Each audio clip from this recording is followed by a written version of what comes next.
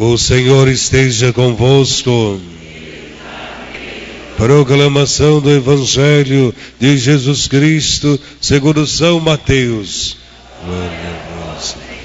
Naquele tempo, Jesus disse aos seus discípulos: a vinda do Filho do Homem será como no tempo de Noé, pois nos dias antes do dilúvio todos comiam e bebiam, casavam-se e davam-se em casamento, até o dia em que Noé entrou na arca, e eles nada perceberam, até que veio o dilúvio e arrastou a todos. Assim acontecerá também na vinda do Filho do Homem. 2 homens estão trabalhando no campo, um será levado, o outro será deixado. 2 mulheres estarão moendo no moinho, uma será levada e a outra será deixada. Portanto, ficai atentos, porque não sabeis em que dia virá o Senhor.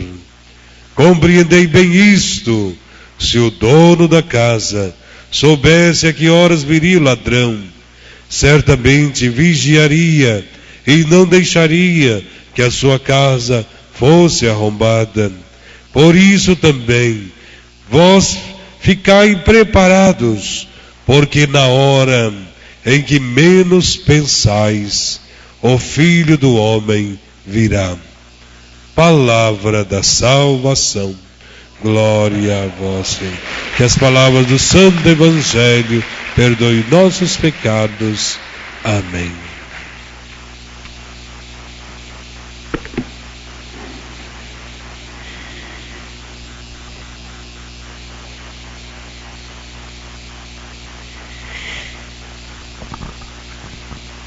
O Evangelho e as leituras de hoje, toda a liturgia, propõe para nós uma reflexão sobre esta palavra, vigiai. É preciso que a gente seja vigilante. O final do Evangelho termina dizendo: ficai preparados, porque quando menos pensais, o Filho do Homem voltará. Estamos celebrando o tempo do Advento. É um tempo de preparação para o nascimento de Jesus. A cidade, a sociedade toda já começa a colocar luzes nas lojas, em frente às lojas, nos postes, enfim, em vários lugares e ambientes. O Natal vai chegando e um outro personagem talvez vai tomando conta, porque vai aparecer mais o Papai Noel do que Jesus Cristo. E corremos o risco de confundir o Natal com uma festa pagã, quando na verdade deveríamos estar nos preparando a vida e o coração para receber o Salvador. Cristo já veio, Cristo já nasceu, mas precisa nascer no coração de muitas pessoas. Precisamos passar pela mesma experiência e expectativa do povo de Israel, que aguardou a chegada do Salvador. Cristo é o nosso Salvador. É Ele que nos salva. Conta uma história assim, que a pessoa reuniu a comunidade, era um catequista, né? E falou para as pessoas assim da comunidade: quem vem nos salvar nesse final de ano? Ninguém respondeu. Aí ele tentou mais uma vez para a comunidade: quem é que vem nos salvar nesse final de ano? Alguém levantou a mão. Falou: quem? 13º. Para muitas pessoas, parece que o que salva é o 13º. A segunda parcela já, né? Então, a gente confia, parece que mais nas coisas do mundo e nos bens que possui do que em Deus. Obviamente todos nós temos que lutar por direitos, ter bons salários, precisamos viver com dignidade. Mas você talvez perderá sua dignidade se não tiver fé em Jesus Cristo. É isso que nos alerta a palavra de Deus.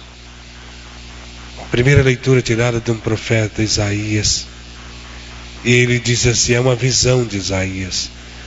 Ele diz, acontecerá que nos últimos dias, nos últimos tempos, o Senhor vai colocar a sua morada sobre o alto da montanha.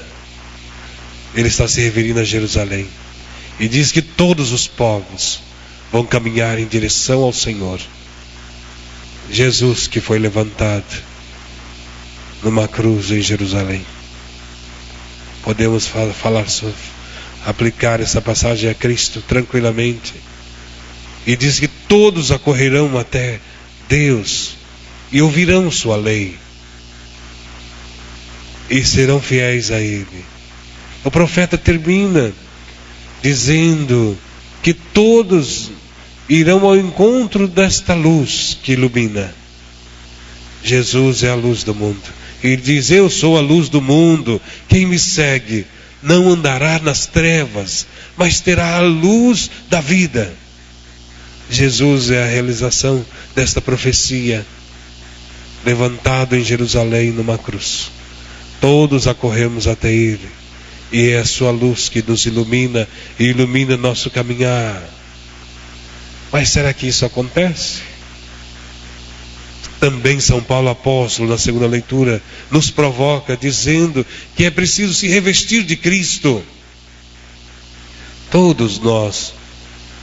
E ele disse para nós na leitura hoje da carta aos Romanos que cada dia estamos mais perto da salvação.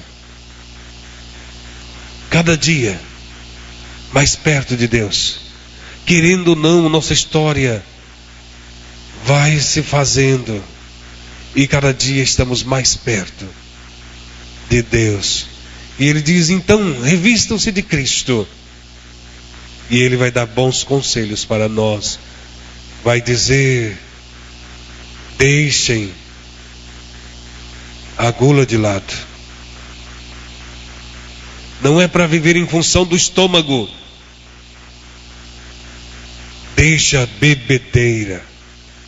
Não é para se embriagar e querer fugir deste mundo. Há muitas pessoas que se embriagam porque estão confusos. Muitas pessoas procuram esta saída para fugir dos problemas. Um bom cristão enfrenta os problemas e desafios da vida. Então, ele vai cuidado com a gula, com a bebedeira, com orgias, imoralidades, rivalidades, brigas. Revistam-se de Cristo. É assim que se prepara para o Natal. Deixando-se revestir por Cristo. Temos que fazer isto sempre. Por quê? Porque o Senhor virá. É isso que nos ensina o Evangelho. E conta uma outra história assim, que um homem, ele era especialista em derrubar árvores. E ele nunca causou nenhum acidente ao derrubar árvores. De ruas, de bosques, de estradas. O homem era um mestre. E alguém querendo aprender disse a ele, conta um segredo, para nunca ter acidente. O que você primeiro observa numa árvore para derrubá-la? E o homem profissional, ele disse assim, aprenda uma coisa. Toda árvore tende a cair para o lado que está inclinada. E ele ainda insistiu, o ser humano também tende a cair para o lado que estiver inclinado. Moral da história para nós, para que lado você está inclinado? Quais as suas inclinações? Para que lado? Cuidado com os pecados. Gulas, bebedeiras, orgias, imoralidades, rivalidades, brigas. Se você direcionar a tua vida para este lado, a sua inclinação não está muito boa. Vamos endireitar. Viver com equilíbrio. Incline-se mais para Cristo, aliás, totalmente para Cristo. Por quê? Porque chegará um dia em que nós vamos nos deparar. O Senhor virá até nós e nós iremos ao Senhor. É preciso um encontro. Nesse sentido, o Evangelho fala para ficarmos atentos. E Jesus vai contar 3 histórias para dizer da necessidade de estarmos atentos. Ele diz: acontecerá que o Filho do Homem virá como no tempo de Noé. Para quem não conhece a história de Noé, Noé avisou todo o povo do dilúvio. E as pessoas não acreditaram. Um grupo de pessoas comiam, bebiam, se divertiam e viraram as costas e tocaram a vida de qualquer jeito. Uma outra família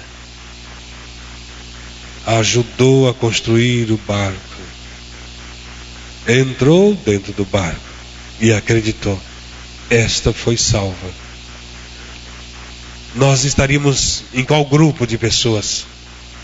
Daqueles que apenas querem beber, comer e se divertir, ou do lado daqueles que estão atentos aos sinais que Deus nos mostra?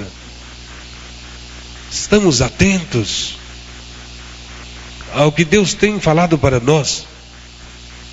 Jesus vai dar um outro exemplo e dizendo: 2 homens estarão no campo, um será tirado, o outro deixado. 2 mulheres estarão moendo no moinho, uma será deixada e outra tirada.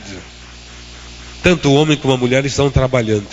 O homem no campo e as mulheres fazendo a farinha, o alimento próprio da época. Estão trabalhando. Veja que o Filho do Homem pode voltar quando a gente menos esperar. Você vai estar lá trabalhando e pronto, acabou. Quem sabe o dia e a hora? Ninguém sabe. Estaremos de fato trabalhando? E dentro do nosso trabalho, estaríamos prontos? Ou a gente pensa que bastaria estar dentro da igreja? É também no ambiente de trabalho que temos que dar testemunho. É dentro das nossas comunidades que temos que dizer com a própria vida que acreditamos em Jesus Cristo. No nosso trabalho, será que seríamos surpreendidos? Estaríamos prontos?